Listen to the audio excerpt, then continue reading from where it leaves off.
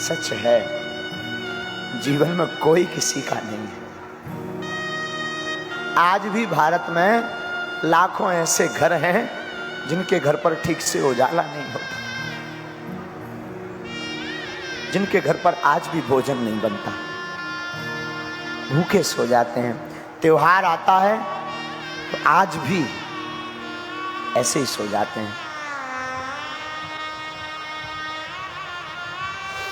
हमने अपनी जिंदगी में बड़ा करीब से देखा, अपनों को परायों को बड़ा करीब से, बहुत नजदीक से देखा।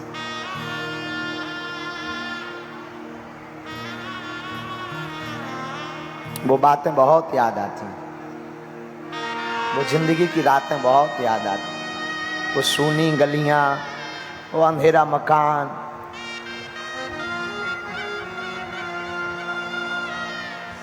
बड़े याद आते। तब हम अपने बचपन काल में जहां रहते थे,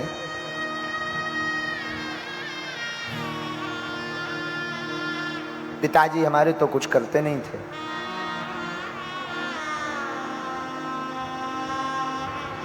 आठ साल तक हमने अपने गांव में भिक्षा मांग करके पेट पाला है।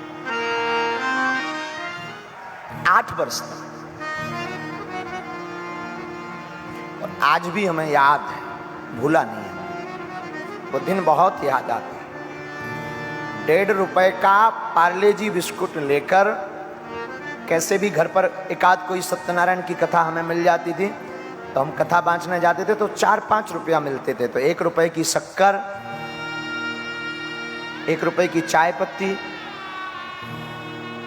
1 रुपए का कुछ और सामान, वो 1.5-2 रुपए का पार्ले जी आता था।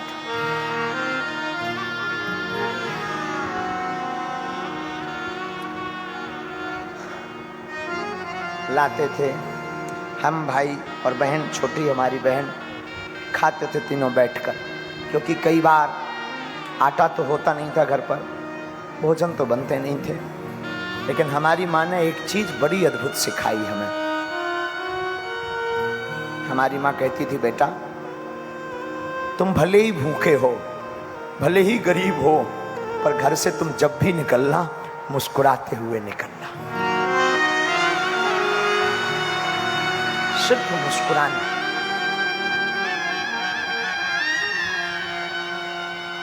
बस आज भी हमें वो दिन याद हैं। 8 साल की यात्रा में अनेक बार ऐसे दिन आए जब लोग हमारे पिताजी का निमंत्रण के कार्ड पर नाम नहीं लिखते थे, क्योंकि हम कुछ नहीं दे सकते थे, क्योंकि हम अमीर नहीं थे।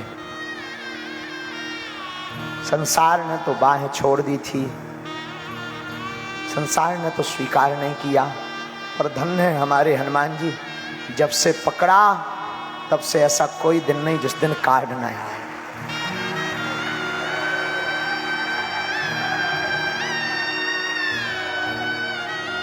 बालाजी करें किसी के दिन जिंदगी में वो दिन ना आए जो हमने अपनी जिंदगी में बहुत भोगे हैं।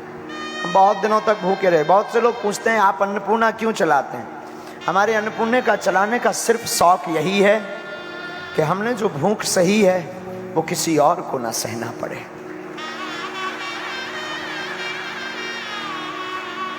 हमारी माँ अद्भुत थी, अद्भुत है, अद्भुत। आज भी हमारी माँ कोसों दूर रहते हैं और माँ के हमेशा नजदीक रहते हैं। सच में हमें अपनी जिंदगी में जो माँ ने सिखाया ना, वो किसी ने नहीं सिखाया। बहुत। आज भी कई बार, अभी भी हम कई बार बहुत थक जाते हैं, बहुत श्रम हो जाता, शरीर में बहुत थकावट हो जाती, बहुत बताते नहीं लोगों को, पर ऐसे ही बहुत श्रम हो जाता।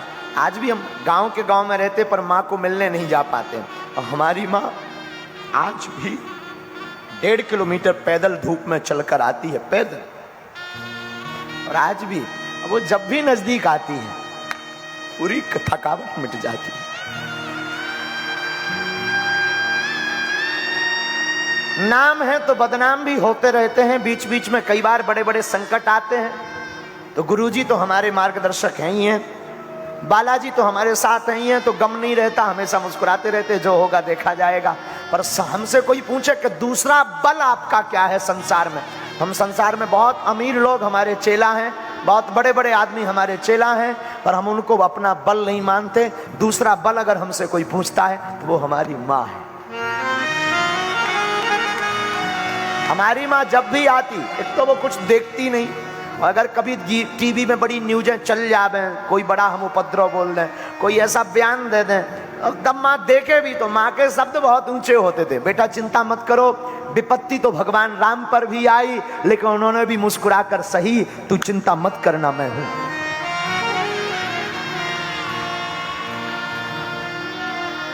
और आज भी वो दिन याद है हमें, अपने जीवन काल के। हमें बचपन काल में वृंदावन पढ़ने जाना था, 2000 रुपया उधार किसी ने नहीं दिए थे, क्योंकि आजकल उधारी भी उनको मिलती है जो अमीर होते हैं, गरीबों को उधारी नहीं मिलती।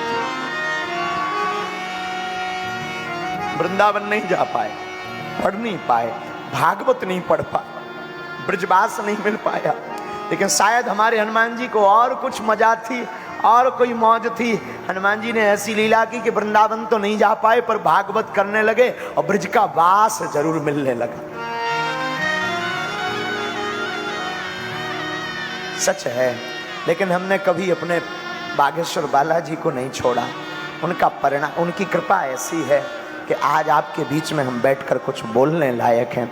हम फिर कहेंगे, तुम अमीरों की बेटियों के विवाह में जा पाओ या ना जा पाओ, तुम अमीरों के साथ खड़े हो पाओ या ना हो पाओ, पर मैं प्रार्थना करूंगा आज की कथा में उनकी बेटियों के विवाह में जरूर जाना जिनकी क्षमता 2 रुपयों की हो।